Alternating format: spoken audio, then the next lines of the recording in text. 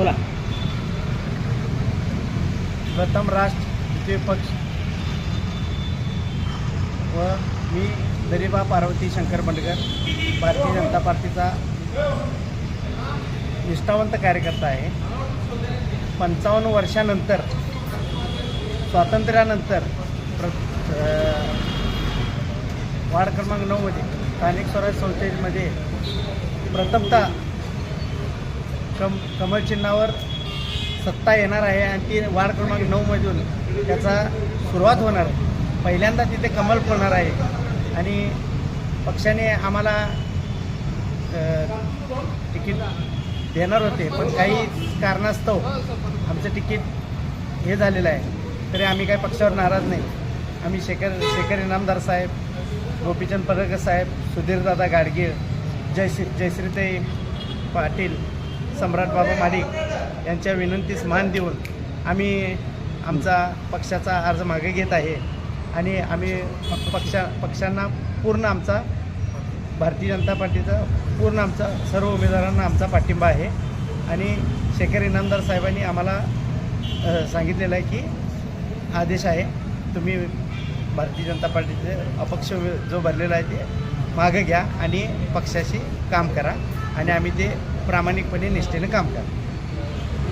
मी रुपाली अडसुळे भारतीय जनता पार्टीमध्ये चिटणीस म्हणून काम करते.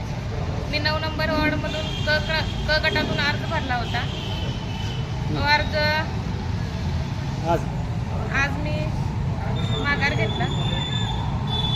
कुणी मागं घ्यायला लावला, काय कुणी शब्द केला? आज मी दादांच्या शब्दाखाली तो अर्ज माघारी घेतलेला आहे आणि भारतीय जनता पार्टीमध्ये जे आमचे 4 मेंबर आहेत, उमेदवार आहेत, त्यांच्या पाठीशी राहून भारतीय जनता पार्टीचे काम पॅनल विजयी करण्यासाठी प्रयत्न करेन. मुळे वार्ड क्रमांक 9 या वार्डामधून ओबीसीमधून मी उमेदवारी माझी अर्ज अपक्ष म्हणून भरला होता. मी गेली 22 वर्ष भारतीय जनता पार्टीचा एक सक्रिय कार्यकर्ता आहे. मी अनेक पदावर काम केलं आहे. भाजपाचा ओबीसी जिल्हा अध्यक्ष, चिटणीस, उपाध्यक्ष अशा विविध पक्षाच्या मी काम केलं. संजयनगरमध्ये काम करत असताना सगळ्यात जुना आत्ता जे उमेदवार आहेत त्यांच्यापेक्षाही मी जुना कार्यकर्ता असताना सुद्धा मला पक्षाने डावलून सुद्धा आज मला आमचे नेते आदरणीय शेखरजी इनामदार साहेब या ठिकाणी त्यांनी मला फोन केला. त्यांची अशी माझी चर्चा झाली. चर्चा झाल्यानंतर साहेबांनी मला सांगितलं की तुझा योग्य ते मान सन्मान आम्ही राखू. त्याचबरोबर काल माझ्या घरी आदरणीय आमचे पार्टीचे जिल्हा अध्यक्ष ग्रामीणचे सम्राट बाबा माडिक, संतोष पाटील, रोहिणीताई ह्या आमच्या घरी आल्या होत्या. त्यांचीही माझी चर्चा झाली.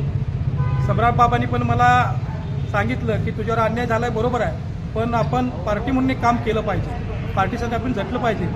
मला पार्टीविषयी प्रेम आहे, नितांत प्रेम आहे, पण पार्टीने माझ्यावर अन्याय केला आहे का तर 100% केला आहे. पण काही गोष्टी असतात, ठीक आहे, सगळ्यांनाच आपल्याला उमेदवारी मिळेल असं काही नाही आहे. ठीक आहे, पार्टीचा आदेश मानून मी आज पुन्हा एकदा भारतीय जनता पार्टीबरोबर सोबत राहिलो आहे. भविष्यात पार्टीचंच काम करील एवढंच या निमित्ताने मी बोलतो. अर्ज मागे घेतला आणि मी या ठिकाणी पार्टीच्या आदेशानुसार व माझे नेते आदरणीय शेखरजी इनामदार साहेब यांच्या विशेष आभार मानेन की त्यांनी मला चर्चा केली आणि अपक्ष अर्ज घेण्यासाठी मला मार्गदर्शन केलं.